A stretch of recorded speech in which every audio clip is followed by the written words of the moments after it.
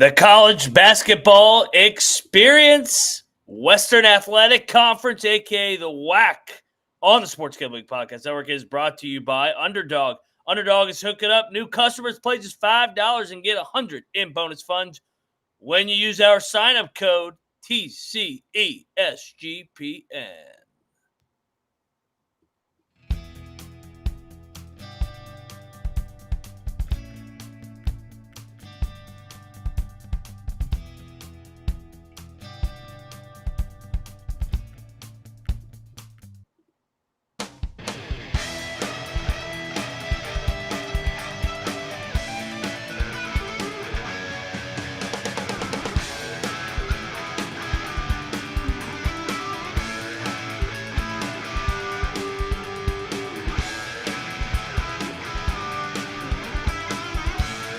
And welcome, everybody, into the college basketball experience, the Wacky Whack edition, baby. This conference, the final year of this version of the WAC, they merge with the ASUN next year.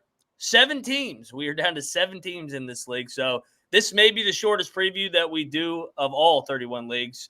If you're wondering who you're listening to, I am Moneyline Mac, a.k.a. the former video coordinator for Bob Huggins and Frank Martin.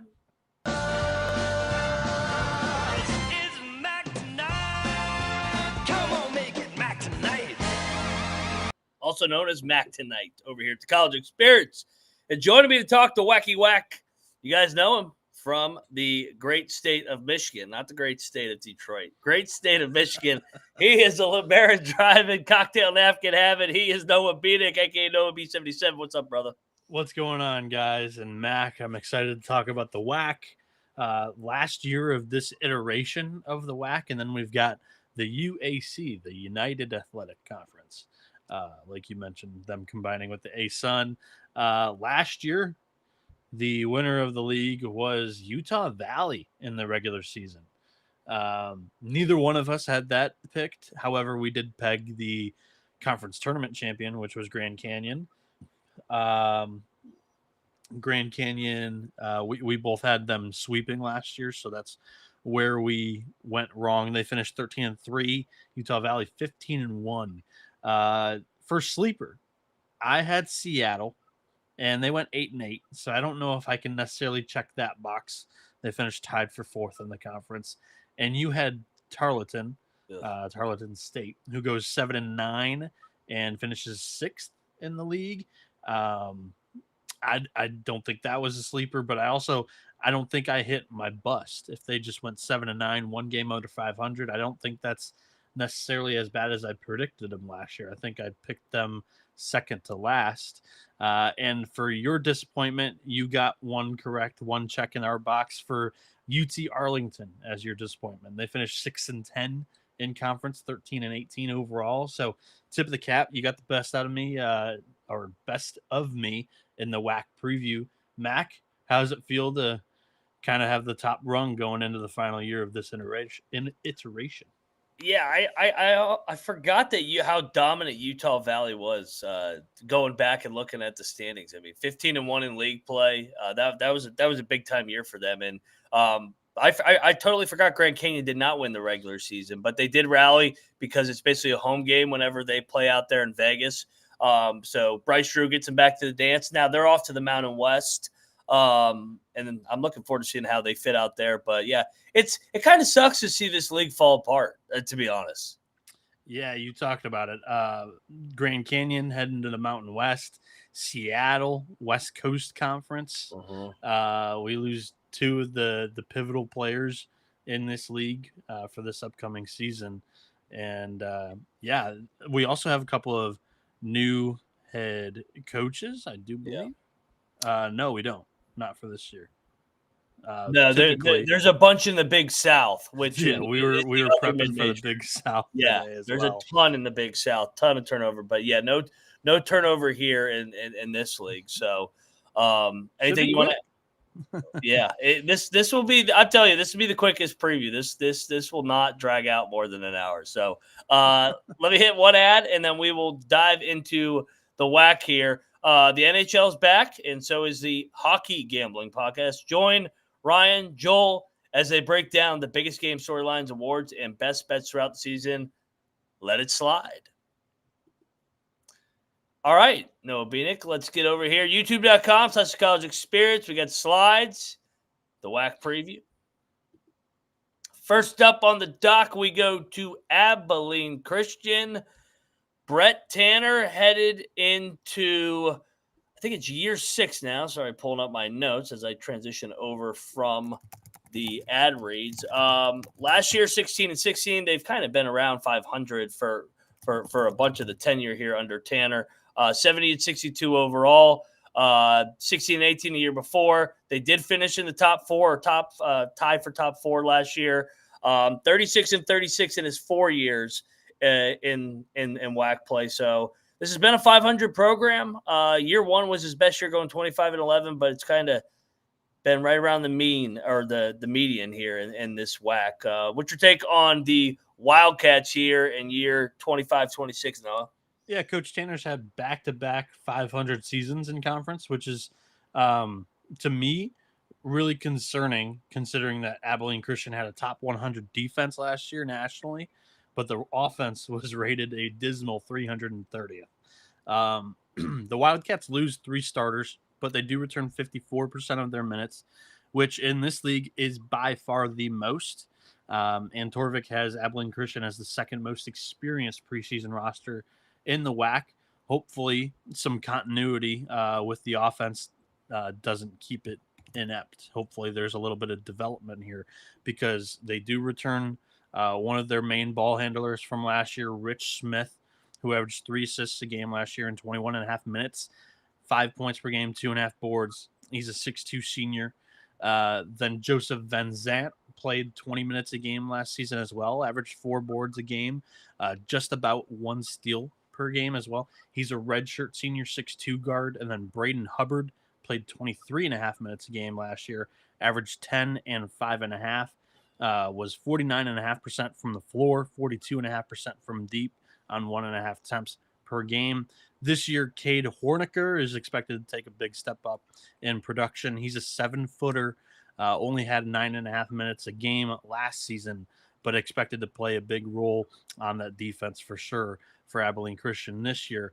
Other returners, Yaniel Rivera, Christian Alston, and Mashai Hill. Incoming from the transfer portal is Shaladrian Newton from Grambling State. He only played 20 minutes a season ago per game for the Tigers in his first year of college ball. He's a redshirt sophomore 6'3 guard, but shot at 47% from 3. So they're kind of expecting him to be more of the shooter alongside Rich Smith and Braden Hubbard if he shoots a little bit more this season as well. You have Charlie Yoder coming in from NAIA New College, who played 37.5 minutes a game, averaged 26.5, 8.5, and 3.5 as a 6'2 senior guard. Shot at 54% from the floor, 42.5% from 3 on 3.5 attempts a game. And Zy Wright from D2 Shadron State. He shot 35.5% from deep on 3.5 attempts per game in 29 minutes, 14 points per game, 6.5 boards. He's a 6'5 senior wing. They've really tried to improve the outside shooting, and hopefully the offense gets better with some of these hand-picked portal gets because they didn't do it by volume. They have some guys that are returning throughout the program and just hoping to supplement that offense a little bit. Overall, I think Abilene Christian should be pretty I would say the floor is high because of that defense. And if the offense takes some steps up, I see this team finishing above 500 where they finished last year, 8-8. It's not a very high bar, Matt. I think they're a contender this year in the WAC with the new look wide open WAC. It's worth noting too, Tanner has been with Abilene since 2013. He was with Golding when they pulled off the upset, beat the Longhorns in the NCAA tournament. So this guy's been around this program. They have an identity, defense, toughness. So the floor, I think, is 500 like last year, but with a lot coming back, or I don't even know if it's a lot coming back, but a solid amount coming back. Yeah. For they this have the league, it's a lot. Yeah, it's by far the most, and they're old. So I kind of think if they're gonna win the WAC, it's got to be this year for Tanner. So I have him as a contender here in the WAC. And shout out to WAC Hoops Nation. Good follow on Twitter. He's in the chat. He said Hubbard is WAC Player of the Year candidate coming into the season. Yeah, I agree. This could be Tanner's best and biggest team in his tenure. So I think they could have a year like they did his first year, where they won 25 games. I like this team coming into the year.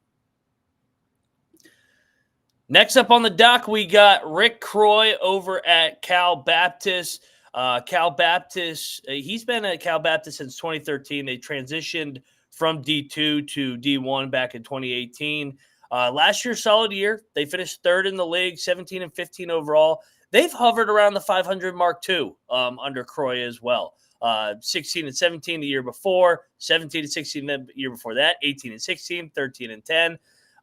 They bounced around that kind of 4 to 8 range in this league until last year they were finally able to crack the top 3. No, what's your take on these Cal Baptist Lancers headed into next year? Yeah, like you just mentioned, they really hover right around 500. Just twice has Cal Baptist actually cleared that 500 record in the WAC under Coach Rick Croy. And in all 7 seasons, the Lancers have not once had a top half defense in defensive efficiency, according to KenPom.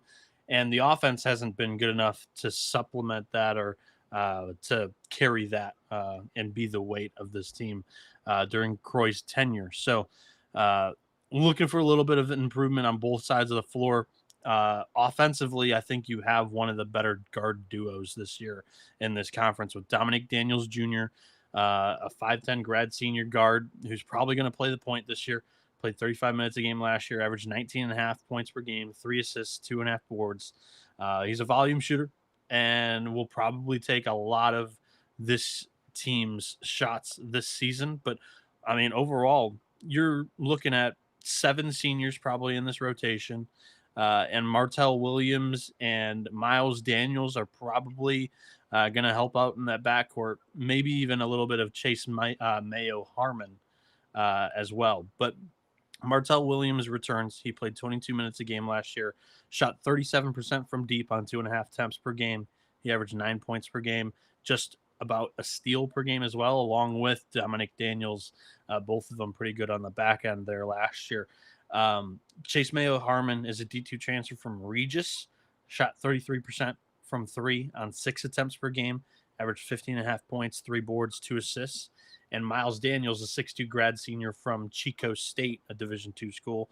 He shot 34% from 3 in 34 minutes per game. He averaged 11 points per game and 4.5 boards with 4 assists.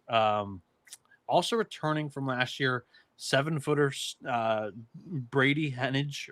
In his freshman year, he played 11 minutes a game, shot 63.5% in limited attempts, but another really nice rim protector to have in this league. And to go along with some wings that are expected to start this year, both of them coming in from Northern Arizona, Jaden Jackson and Monty Bowser, both of them grad seniors. Jackson's the big name here. Played 32 minutes a game for the Lumberjacks last year, averaged 12.5 points, 3.5 boards, 3.5 assists. And Bowser, on the other hand, shot 39% from deep on 2.5 attempts per game and only 18.5 minutes per game. So he's another really nice piece with possibly an expanded role. He could be a nice, wing offensively, 3-and-D guy for the Lancers this season. One other senior coming in from the transfer portal is Devin Malcolm from Yuba Junior College, who he put up 16 points per game with 6.5 boards and 2 assists as well. Got a couple of freshmen in the mix. Oregon State walk-on transfer coming in as well. Cal Baptist overall, I think that this should be a step in the right direction for the Lancers, who, like we've said, hovered around 500 a lot in Croy's tenure. I think they should be right around that mark in this league standings once again. I tend to agree. I think that this should be a top half of the league team, like the returning production in the backcourt coming back. So, and Croy, like you said, Honestly, you could say a lot of the same things with Abilene and Cal Baptist in terms of the floor always being high because although they're different in how they play, I would say Cal Baptist is more offensively a better team than Abilene, who Abilene just hangs their hat on out toughing you on the defensive side. They get it done different ways, but their coaching staffs, a lot of continuity year after year, will keep you around 500. So I think that Cal Baptist top 3 team in this league. So we started off with 2 good ones here to start. I'll tell you what else is good. That is our friends over at MyBookie. MyBookie is your place to bet on football and everything else. Their prop builder is second to none. Their motto is bet on anything, anywhere, anytime. Easy deposit and lightning fast payouts using crypto. So head over there to mybookie.ag and use our promo code TCESUPN for a 100% bet back bonus up to $500 for new customers. That's mybookie.ag. Promo code TCESGPN. We're also brought to you by Novig. Novig is America's #1 sports prediction market. Novig is getting your best prices, available in 35 plus states. Download the Novig app and get 50 off when you spend $5 and use our promo code SGPN. Get in on the action. Novig promo code SGPN.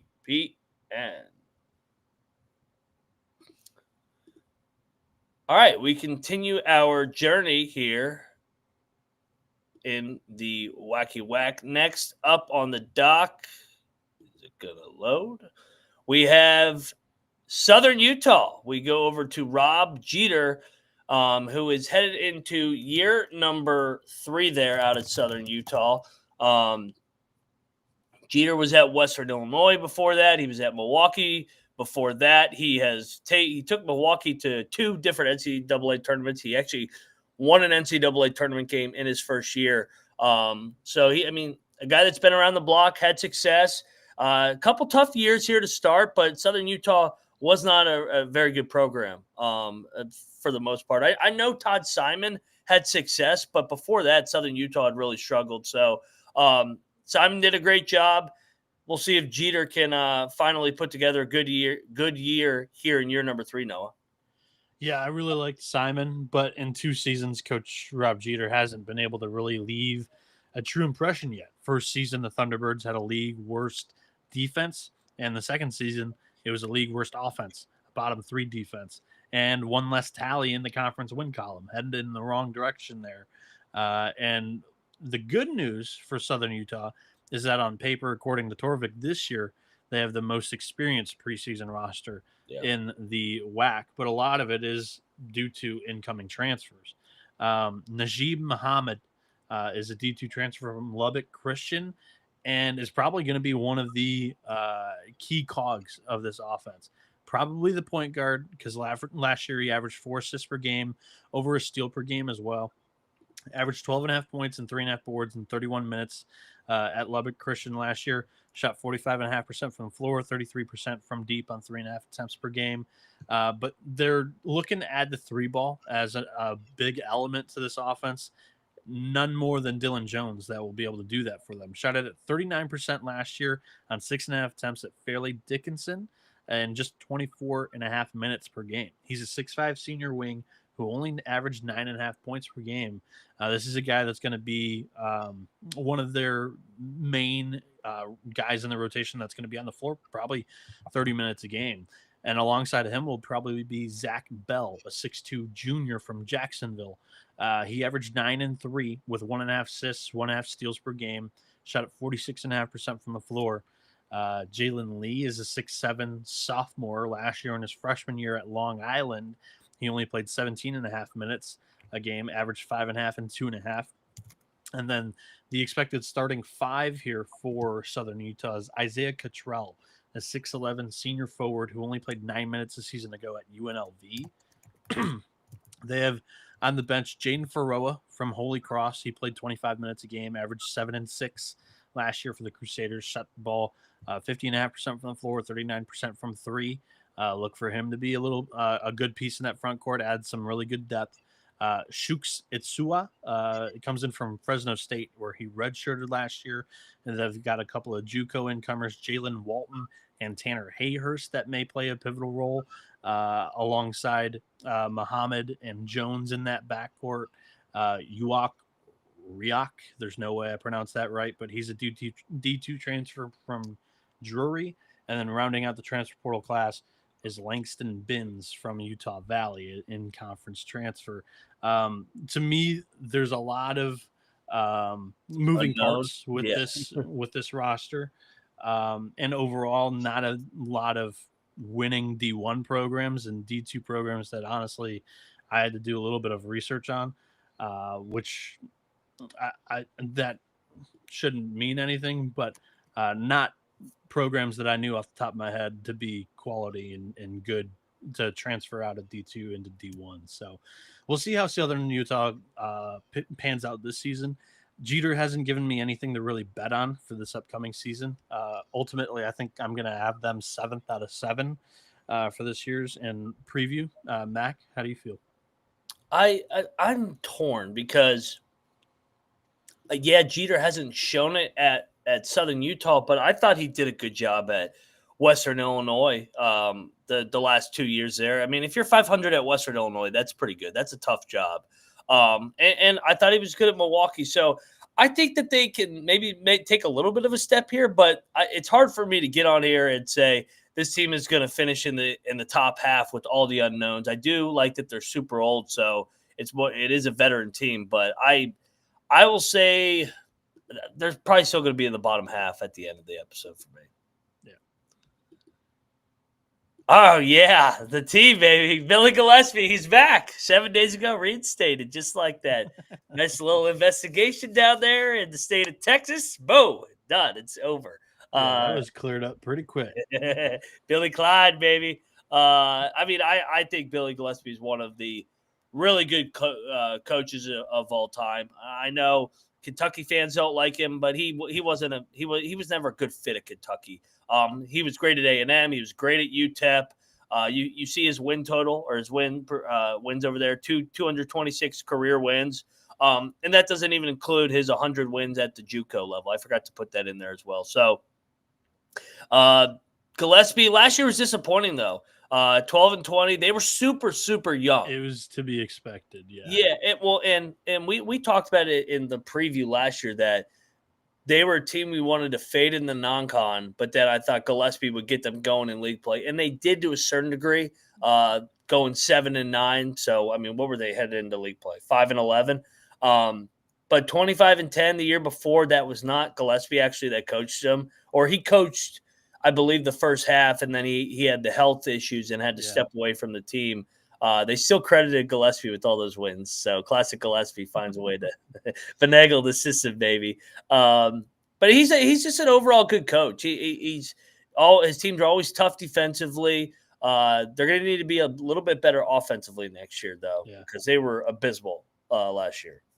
I would have loved to have seen a little bit more continuity from that extremely young roster that they had last year, but in today's day and age with the transfer portal, a lot of them depart. But they do return a couple of guys from last year that played 20 minutes a game, and Jordan Mizell, who was a freshman last year, averaged just 5.5 points, 3.5 boards, a 6'1" guard there. And then Chris Paca, who played 20 minutes a game, averaged 8.5 and 5.5, and shot 50% from the floor in limited attempts.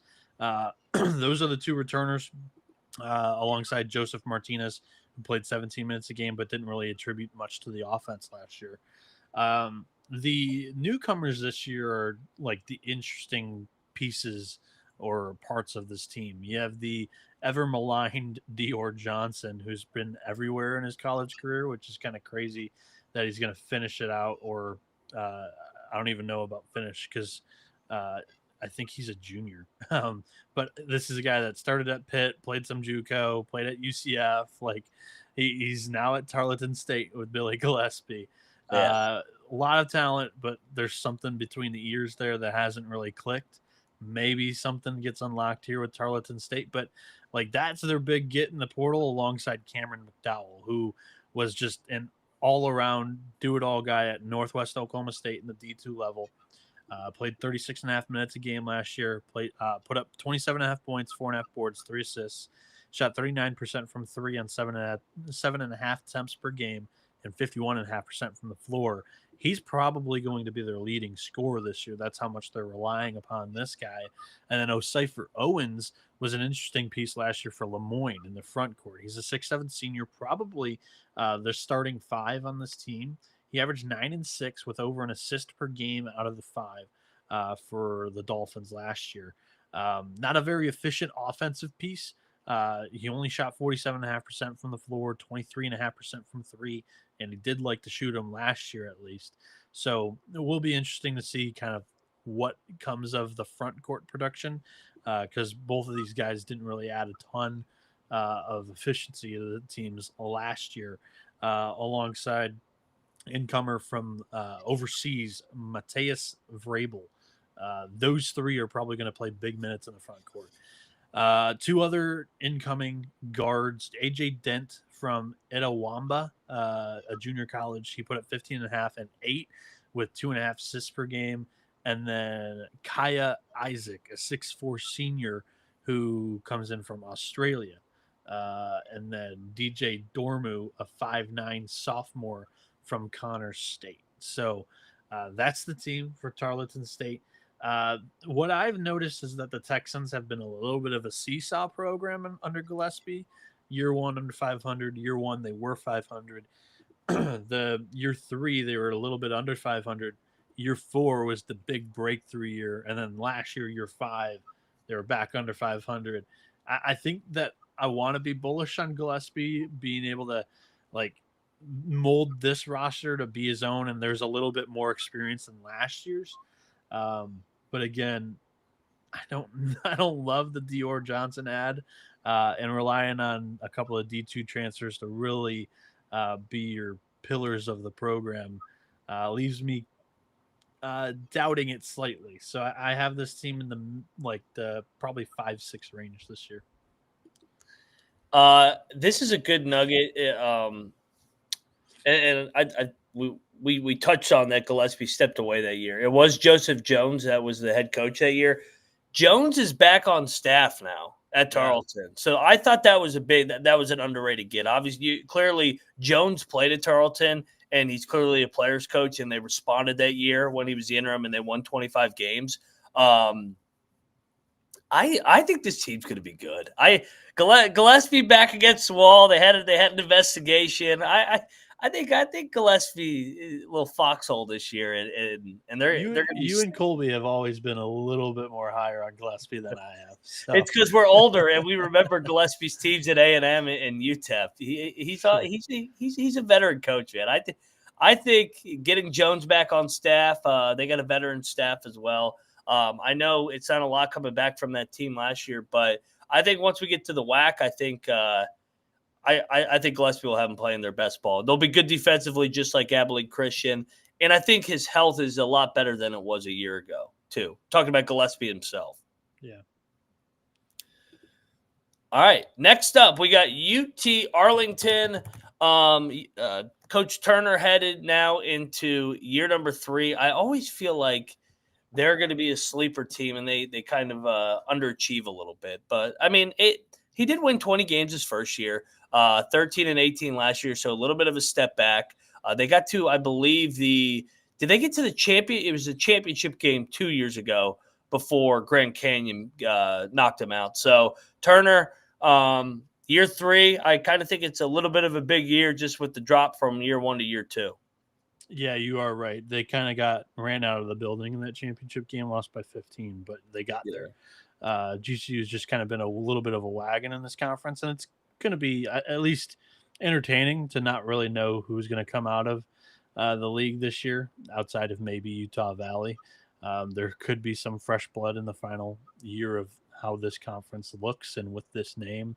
But yeah, KT Turner at UT Arlington. He's been there for 2 years. He's had the 3rd highest rated offense in both years. It's been a pretty good offensive program for the Mavericks so far. And overall, not a whole lot of proven production on this roster to make me bullish on banking on that once again for UTA. Returners from last year in the front court, Rayshawn Seamster and Cameron Jackson. Seamster's a 6'7" senior forward, played 25.5 minutes a game last year, averaged 11.5 points, 5 boards, just over an assist per game as well, shot at 53% from the floor. And Cameron Jackson's a 6'8" sophomore last year, played 7 minutes his freshman year, averaged 2 points and 2.5 boards per game. Retooling the entire backcourt here. From Troy, Marcus Rigsby played 21.5 minutes a game last year, averaged 7, 2.5. Not a totally efficient shooter from deep, but he did take 4.5 a game. And then Marcel McCreary for Northern Colorado. We talked about this, Mac, where Coach Smiley at Northern Colorado didn't necessarily have that expected alpha scorer on that roster this year. This guy projected to be it for the Bears. He was a 6'4" guard. He's entering his senior year. He only played 18.5 minutes a game last year, averaged 8 points per game, but he shot at 50.5% from the field and 41.5% from 3 on 3 attempts per game. Again, not like proven production, but there is some reason to bank on that hitting around Basile Lester, who comes in from Harcum, probably the point guard. He averaged 6.5 rebounds per game, 4 assists per game, and 14.5 points per game his freshman year there in the JUCO level. On the bench, you have Stoney Hadnot from South Dakota State. He played 17.5 minutes a game last year. Cash Chavis from Arkansas only played 6 minutes a game. And Tyron Mason, 6'6" sophomore from North Texas, who only played 7.5 minutes. All of them their freshman year barely saw the floor, and then there's 4 freshmen from the incoming class to round out the bench. The depth is young and unproven, really lacking a lot of proven production on the offensive side of the ball, which is where KT Turner has specialized. So there are other teams in this conference that I feel a little bit more bullish on having them take a step forward or finishing above 500 because there are some reasons to have a little bit of positivity. That's not necessarily the word that I was looking for there. But with UT Arlington, there's a little bit of questions about the youth and unproven production I have. I'm with you. I have this team towards the back end of the league. There's a lot of question marks, a lot of unknown, and they're pretty young, all things considered. So Turner was able to have a nice year in year one with that experienced team last year, a little bit of a setback. I kind of think that they're going to stay towards the back half again in the WAC. I agree. All right, 2 teams left, but first let's hit one more ad. We are brought to you by Underdog Fantasy, a great place to play fantasy pick'em where you can win up to 500 times your entry. Simply pick higher or lower on your favorite player stats, available in a ton of sports action. Underdog's got a new offer for new customers. Play just $5 and get 100 in bonus funds when you use the sign-up code TCESGPN. We're also brought to you by Rhythm. Rhythm is crushing college football and NFL with picks and props, giving away weekly cash prizes just for tracking your bets in the app. Track 5 bets in the same type from any model build. You can win up to $1,000. Use our promo code SGPN25 when you download the Rhythm app for 25% off your first month. Download the Rhythm and use promo code SGPN25.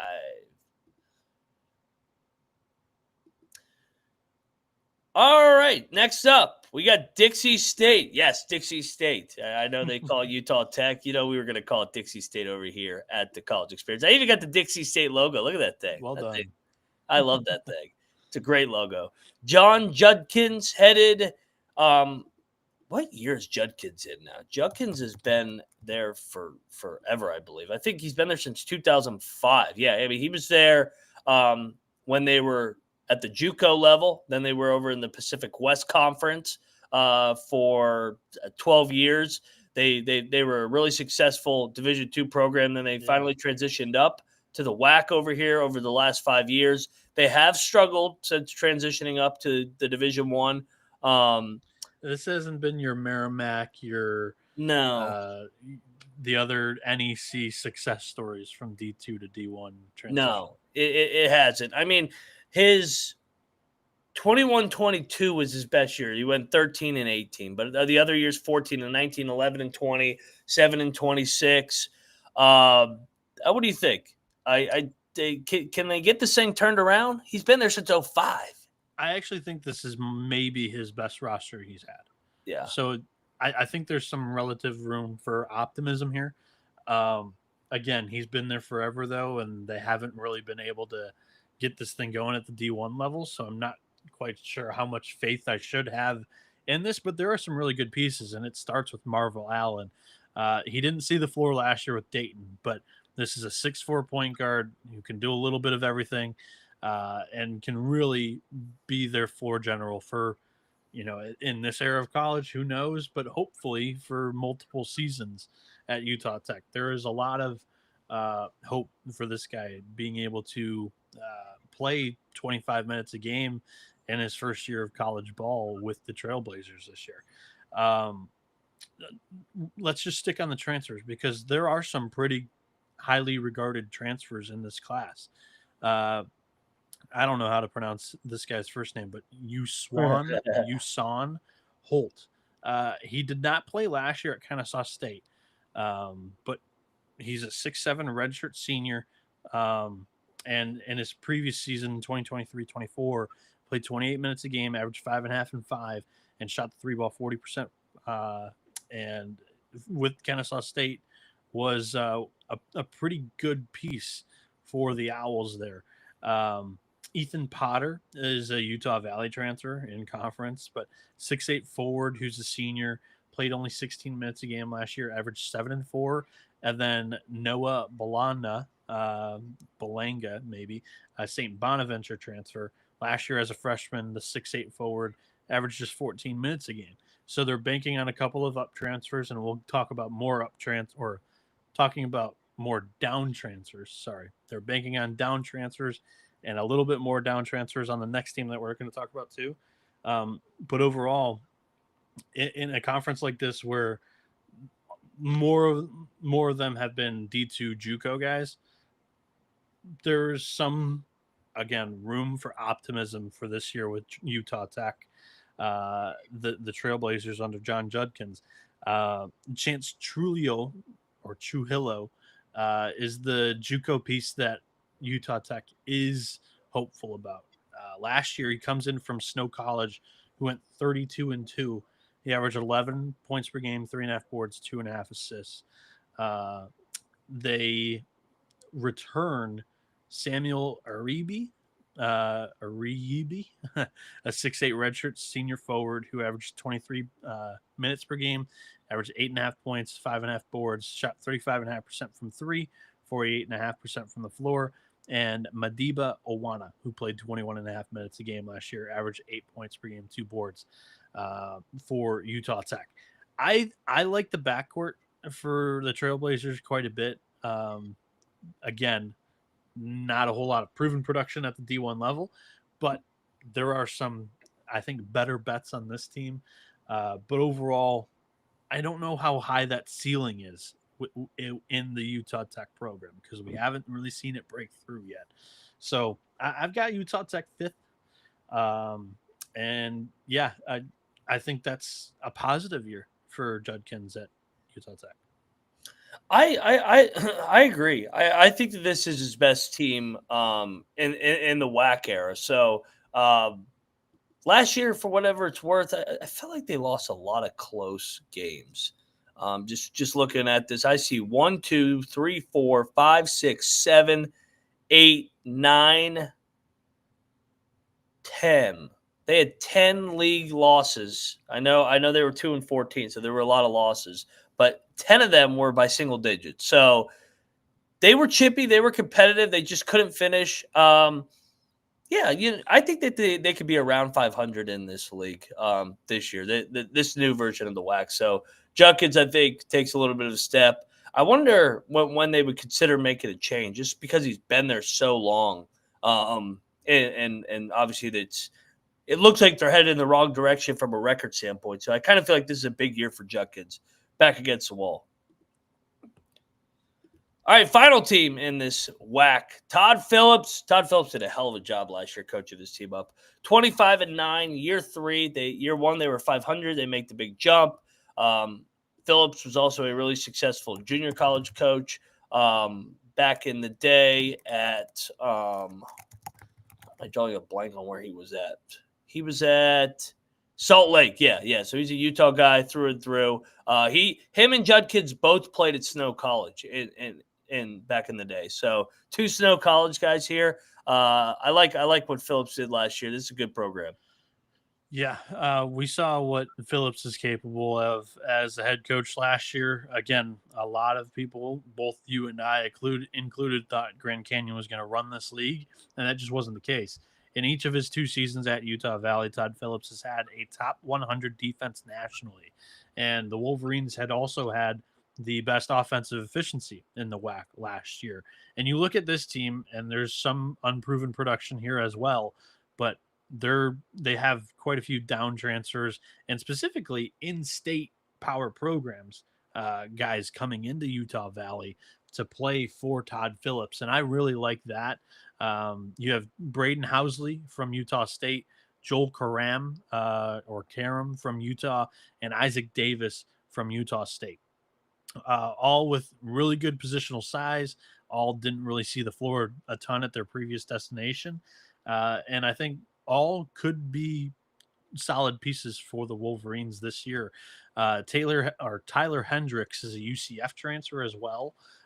He played 12 and a half minutes a game last year. He's entering his redshirt junior year with the Wolverines this season. He's a 6'5" guard who shot 36.5% from deep. And you got a couple of JUCO incomers. Isaac Hawkins, a 6'10" junior forward from Southern Idaho, was ranked 19th in JUCOrecruiting.com. He averaged 13.5 points per game, 9 boards, 3 blocks per game. And then Sherman Witherspoon, a 6'3" junior guard, comes in from Frank Phillips. He was ranked 48th and averaged 10, 3, and 2.5.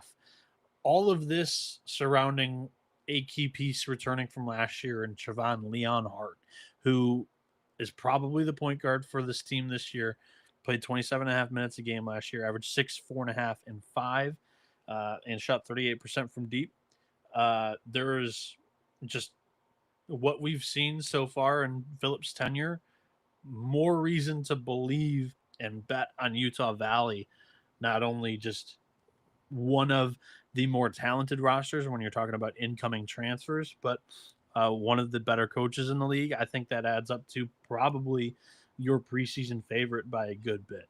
I think Utah Valley, again, not a whole lot that I can say about this current roster and who I'm necessarily bullish on being big contributors outside of Leonhardt, but 2 other returners, Jackson Holcomb, Hayden Welling in that front court, going to probably play many more minutes than they did last year, both of them under 15 minutes a game. But I think the Wolverines are a solid program, and the trajectory is only going up right now with everything that's going on. This league kind of being the weakest it's been in quite some time. And then you look at some of the teams that are coming over from the ASUN, and I think under Todd Phillips, Utah Valley is in a really good position to be a really good program over the next decade.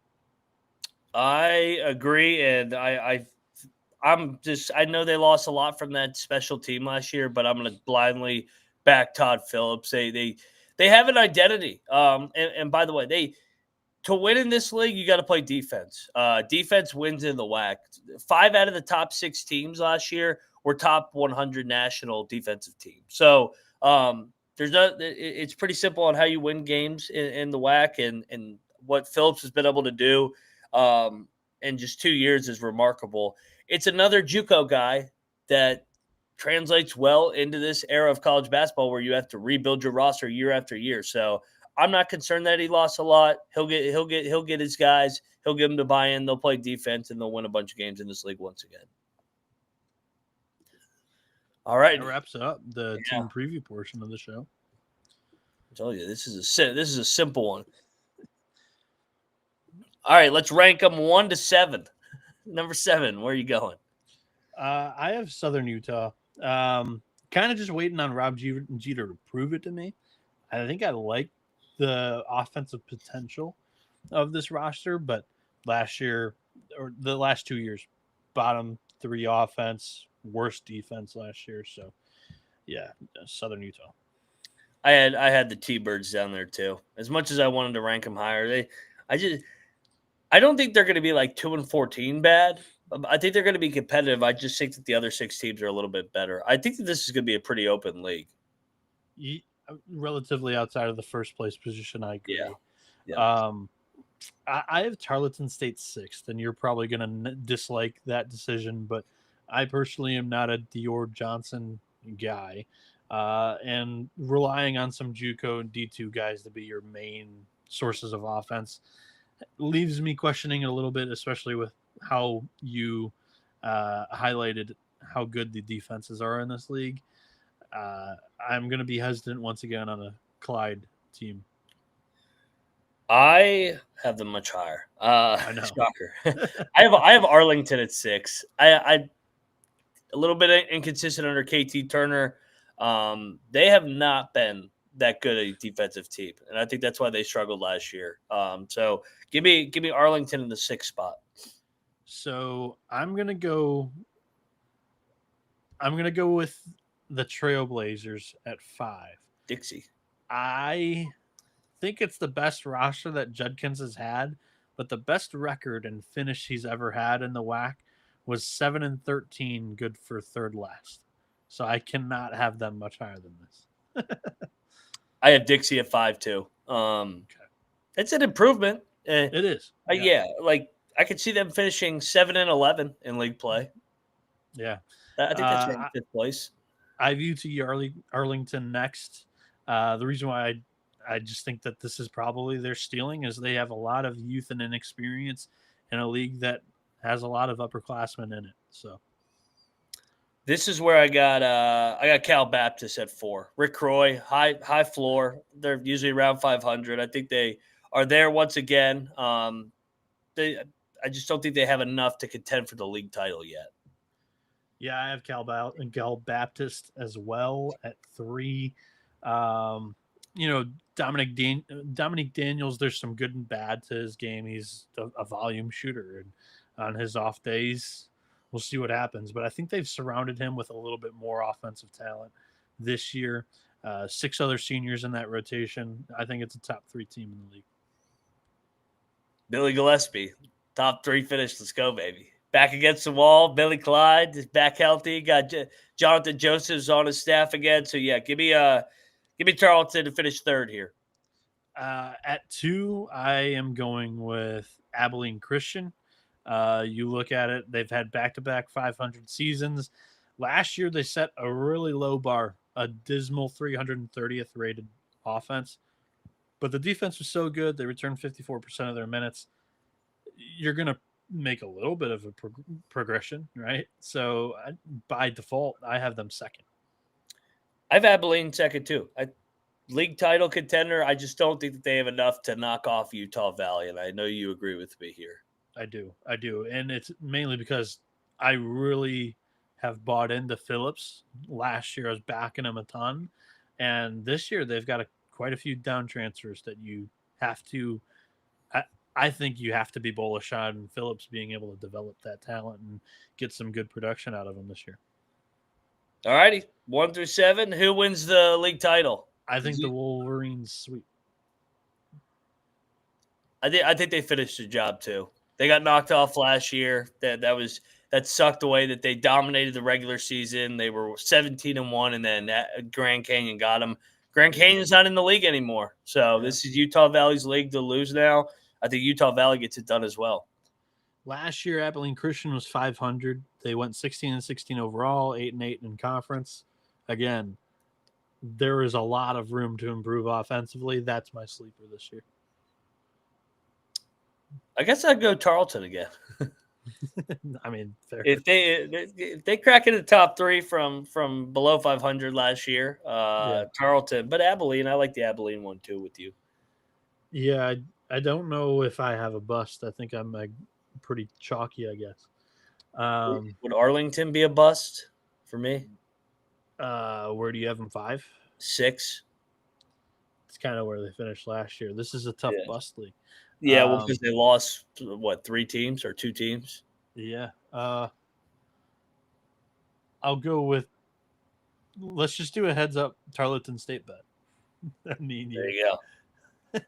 You're hating on my Texans. Yeah, you have them above 4.5. I have them below 5.5. Finish in the standings. Frank's got him in last. No way, Frank.